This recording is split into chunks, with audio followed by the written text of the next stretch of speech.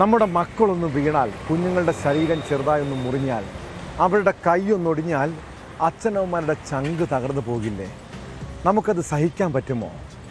തിരുവനന്തപുരം നെടുമങ്ങാട്ടെ 1.5 വയസ്സുകാരൻ അർഷിദിൻ്റെ മുഖം കാണുമ്പോൾ ഉറക്കം പോലും നഷ്ടപ്പെടുകയാണ്. എന്നാൽ അവൻ്റെ പെറ്റമ്മയുടെയും കൊലയാളിയായ അഷ്കറിൻ്റെയും മനസ്സിൽ യാതൊരു കുറ്റബോധവുമില്ല. കാമുകൻ അഷ്കറിന് അതൊരു ക്രൂര വിനോദമായിരുന്നു.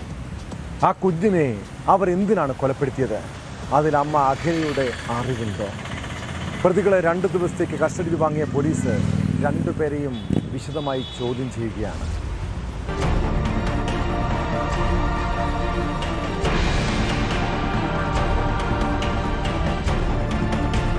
നെടുമങ്ങാട്ടെ 1.5 വയസ്സുകാരൻ അർഷിദിന്റെ കൊലപാതകത്തിൽ അമ്മ അഖിലയെയും കാമുകൻ അഷ്കറിനെയും 2 ദിവസത്തേക്കാണ് പോലീസ് കസ്റ്റഡിയിൽ വിട്ടത്. പ്രതികളെ കൂടുതൽ ചോദ്യം ചെയ്യണമെന്ന പോലീസിന്റെ ആവശ്യം കോടതി അംഗീകരിക്കുകയായിരുന്നു. കുഞ്ഞിനെ മർദ്ദിച്ച വസ്തുതകൾ കണ്ടെത്തണമെന്നും കൂടുതൽ ചോദ്യം ചെയ്യൽ കേസിൽ അനിവാര്യമാണെന്നും പോലീസ് കോടതിയെ ബോധിപ്പിച്ചു. രണ്ടാനച്ഛൻ അഷ്കർ ഒരു കൊടും ക്രിമിനലാണെന്ന സംശയം ശക്തമാക്കുന്നതാണ് അന്വേഷണ സംഘത്തിന്റെ കണ്ടെത്തലുകൾ. കുഞ്ഞിന്റെ ശരീരത്തിലാകെ 91 മുറിവുകളുണ്ടായിരുന്നു. അതിൽ പുറമെ 50-ലധികം മുറിവുകളും 40ഓളം ആന്തരിക പരിക്കുകളും കണ്ടെത്തി.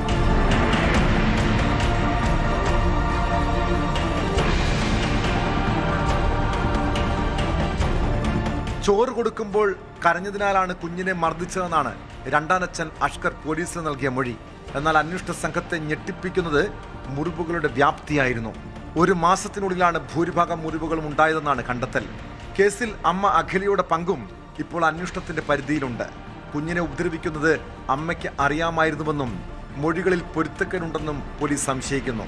കുഞ്ഞിന്റെ കൈ ഒടിഞ്ഞത് വീഴ്ച മൂലമല്ലെന്ന സംശയവും അന്വേഷണ സംഘത്തിനുണ്ട്.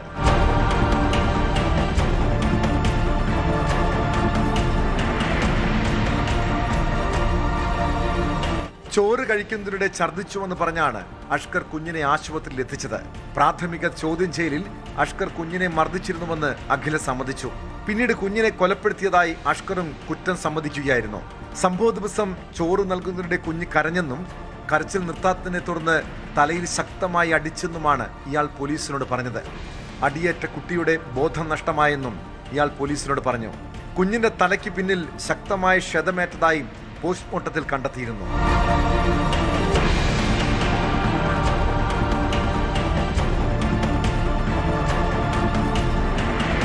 ന്യൂസ് 18 തിരുവനന്തപുരം.